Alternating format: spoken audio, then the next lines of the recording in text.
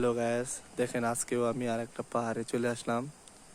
এখানে প্রচুর পরিমাণে মধু সংগ্রহ করা হচ্ছে। দেখেন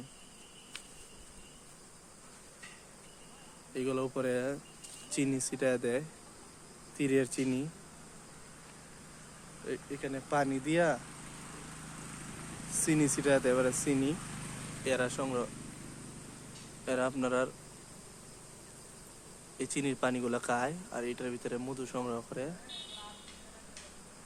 দেখেন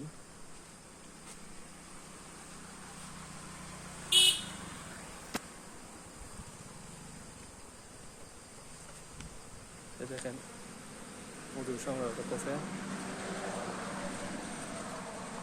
কৃত্রিম চিনি দিয়ে।